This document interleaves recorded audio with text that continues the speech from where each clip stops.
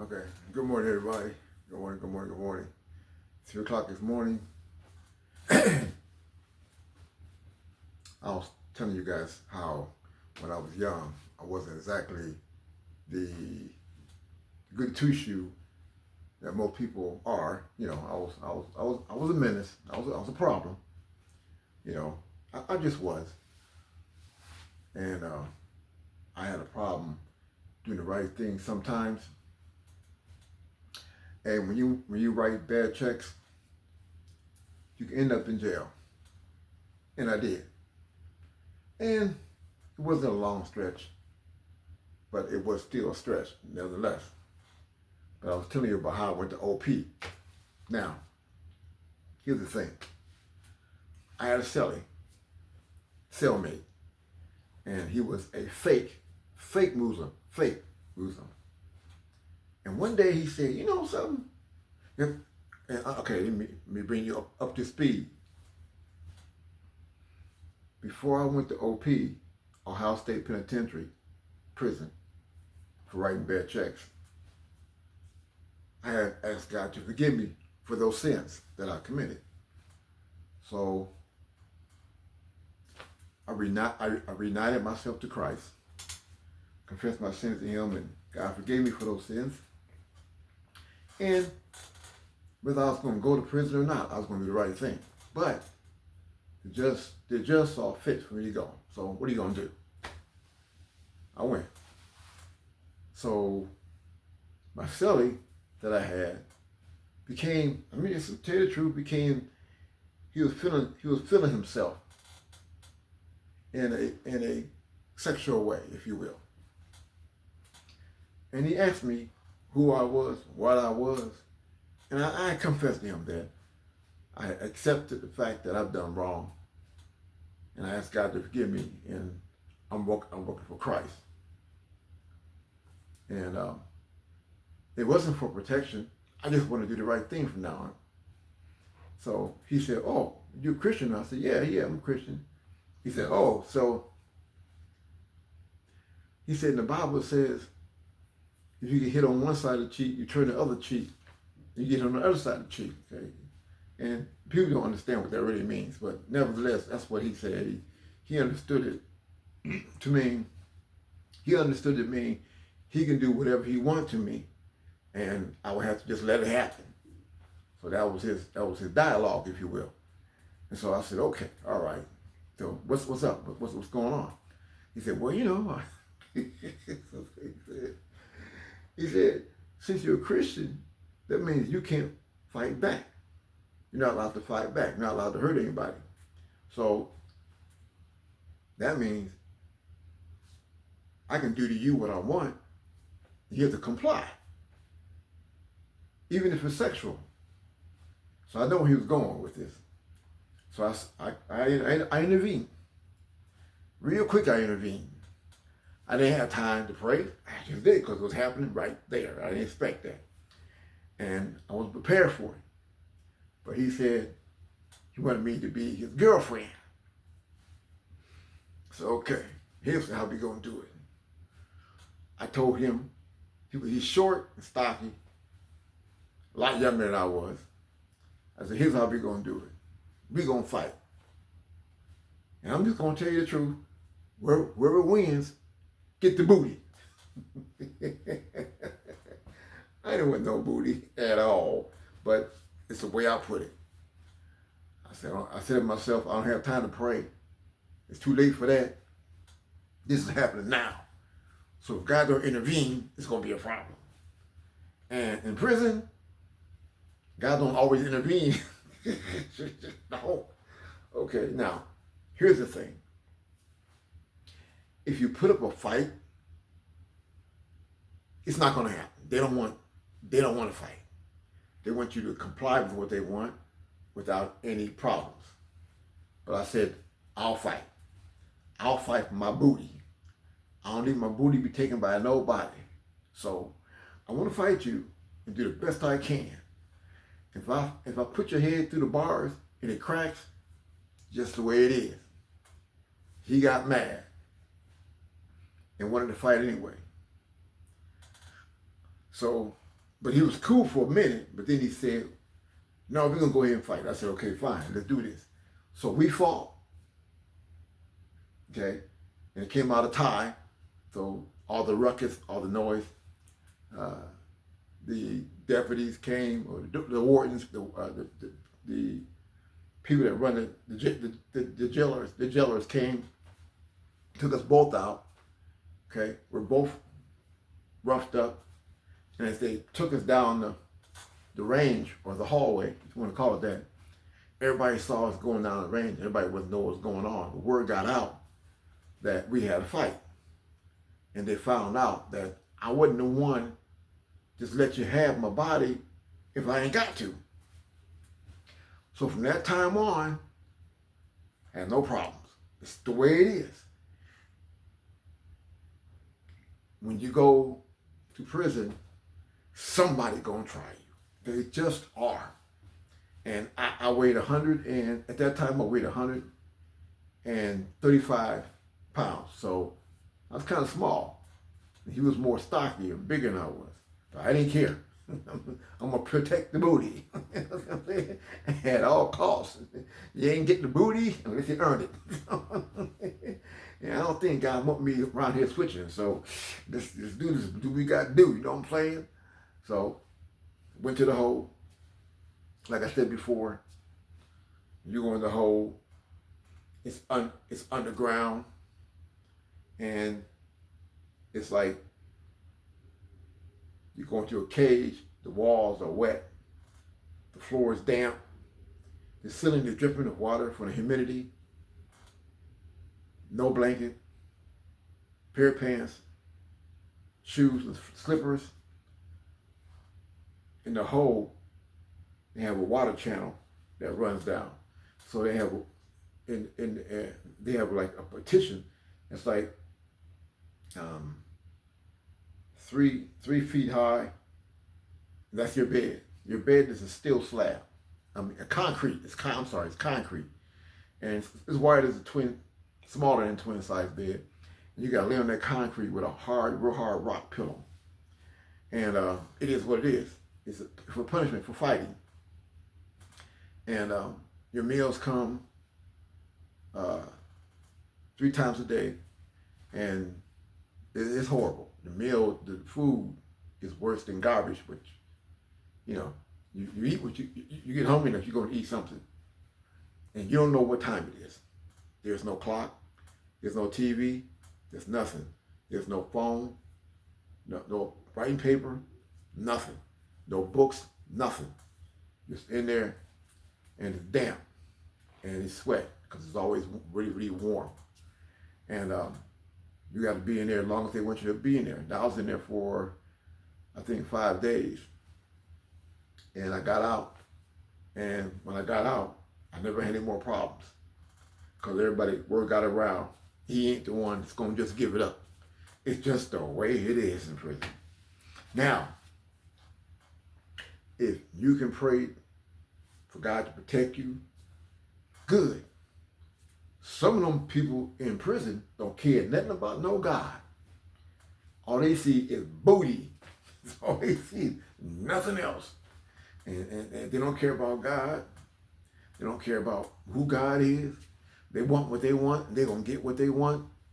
And they hope that you don't fight. They're praying that you don't fight.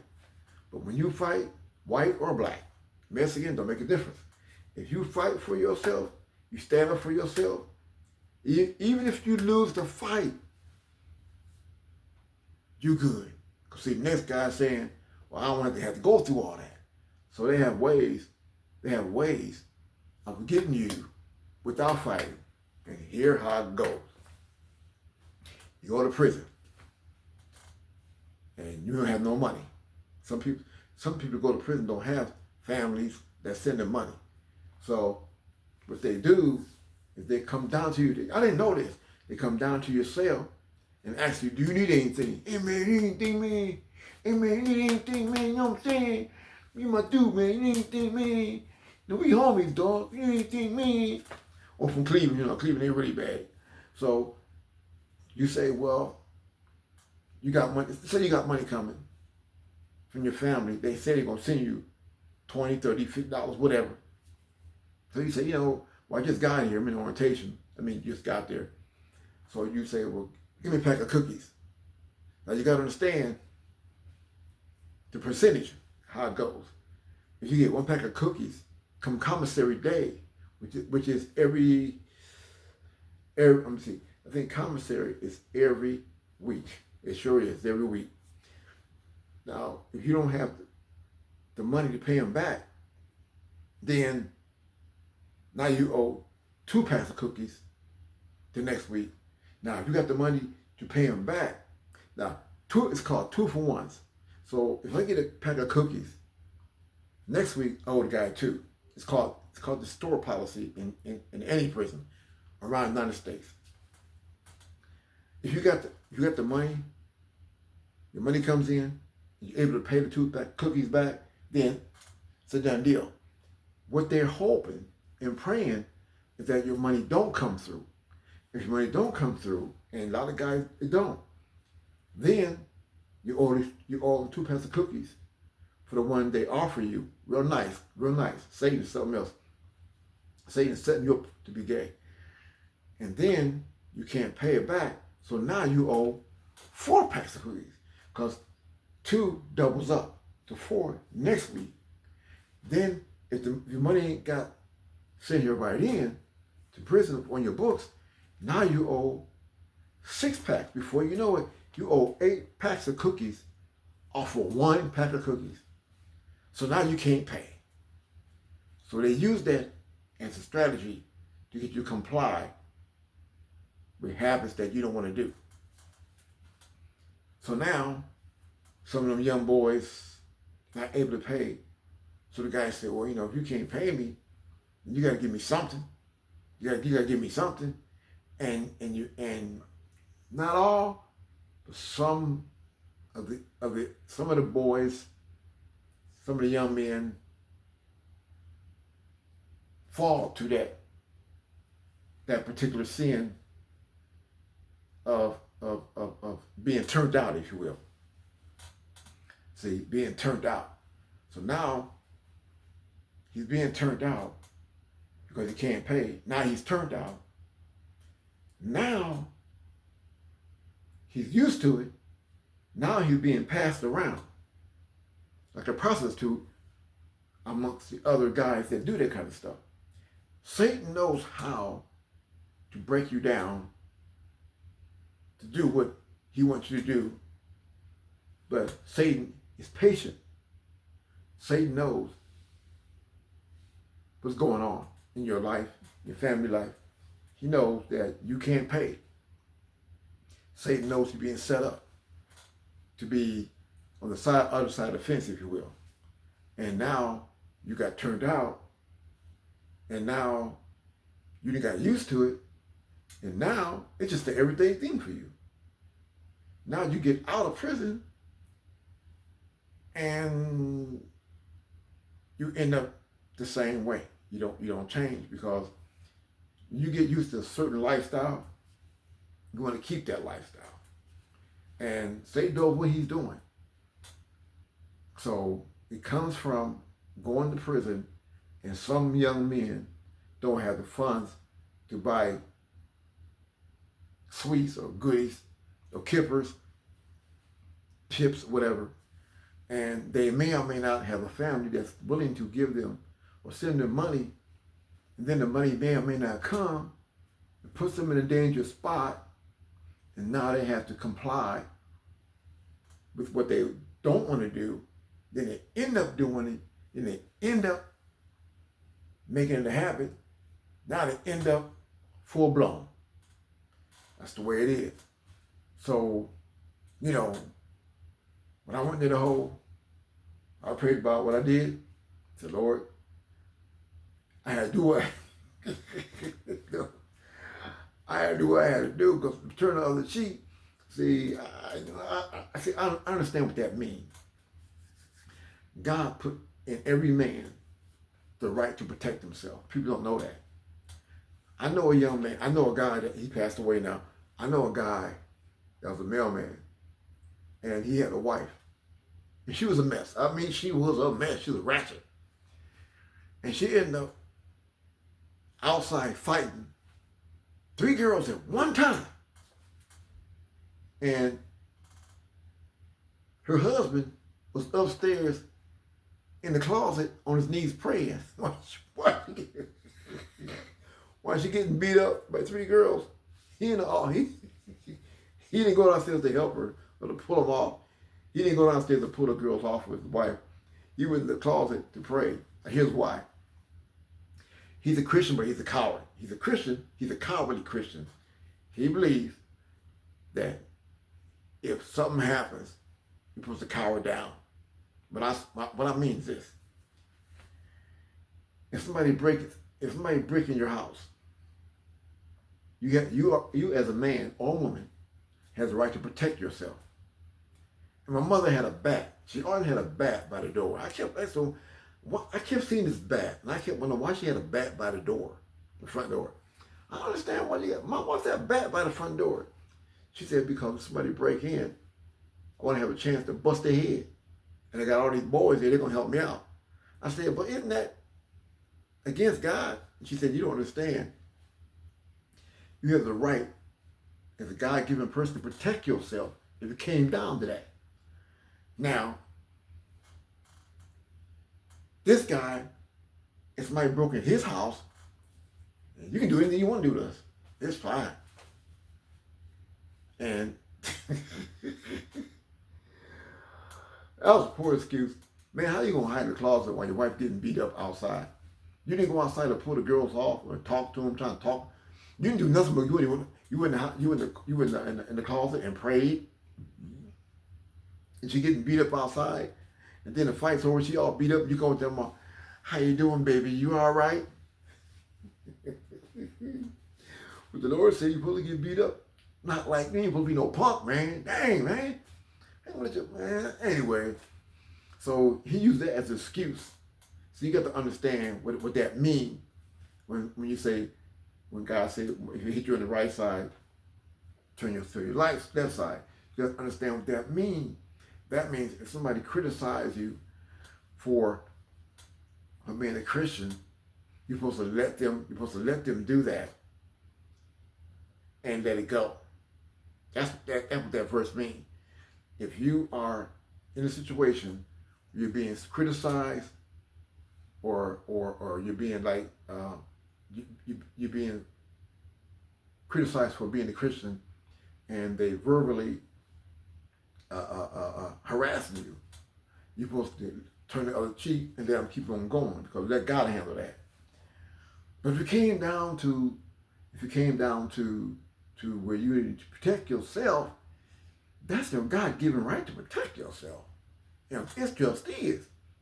Now, I understand about the apostles. I get that. But you understand, if you don't protect yourself and protect your wife and your family, that as a man, that is your job. That's one of the criteria of being a man. Protect his family. It just is. So if you don't protect your family, you're supposed to give your life for your wife. You didn't know that, did you? You're supposed to give your life for your wife. That's right. That's what a man's supposed to do. If it came down to it, you're supposed to give your life for your wife. In other words, protect your wife. If something go down, if she has no chance of winning. But if the man go to your wife, and he going to elbow in the head because he feels like it, and you go like, oh, go ahead, you can hit her. She'll be all right. I wouldn't want to be your wife if I was a woman. I don't think so. And why do you think your wife always tell the husband go downstairs something wrong? I hear the window crack open. I hear the door pop open. I hear some moving around downstairs. She tells the husband to go downstairs, give yourself for your wife, find out what's going on, see if you can stop it. You know, meanwhile, I'll call 911, but go downstairs and see if you can put an end to what's going on. And you gotta use your head. You gotta protect yourself. So if the person breaks in your house and they end up dying, even the world know better than to prosecute you if somebody break in. And we way more evil than anybody else. If you break in somebody's house uninvited, and you get taken out, you just taken out. God don't hold that person up. If you're a cop, come on now. If you're a cop and there's a guy robbed the store and you're a Christian, but you're a cop, you have a duty to protect society. And if he's trying to shoot you guys, you gotta fire back. And if you get shot, that's on him. Ain't about no cheat, about him dying. See what I'm saying? Don't kill. No, you gotta understand what that means. If you read the Bible, if you study the Bible just a little bit, it'll tell you that if you do a crime and you get caught or killed, that's your bad. You got to pay for that crime. The other policemen, they had no other choice but to shoot. They're good with God. That's your job. Protect society. It's in the Bible. The Bible says there are lawmen. Now, let me just put it to you plain. There are lawmen that uphold the good laws of society. And if you go against the good laws that don't go against God and society, and you get shot and got killed because you done a sin and you wanted to get away with it, but you're going to shoot your way out of the sin, and police return fire, and you die in the process. And since your mother there's no sense in your mother going to the court, going to the funeral, talking about they had the kitty, he didn't have the kitty. The only thing he was doing was shooting at the police. The police could have took a bullet or two and let him live. That man is in hell, and you talking about he's in heaven. No, he ain't nobody in heaven. He did wrong. Wrong is wrong is wrong is wrong. He was dead. So God loves soldiers. He just does. God loves men that's going to do the right thing. And if you are a minister and you are a policeman, policewoman, and there's a guy got a family at hostage and he wants to kill them, they go in, protect the family, and end up having taken him out, he wasn't going to hell. Not the police officer, Christian cop. She did the right thing. See, God is a just God. He's a just God. He just is. And God knows what's wrong, when wrong, and how wrong. That's what I love about God. God knows the heart. God knows the heart. God knows what he's doing. With that, I'll see you guys later. It is what the tia is. I'm a man, you're going to stay a man. Ain't nobody going to get my booty, man. That nigga crazy.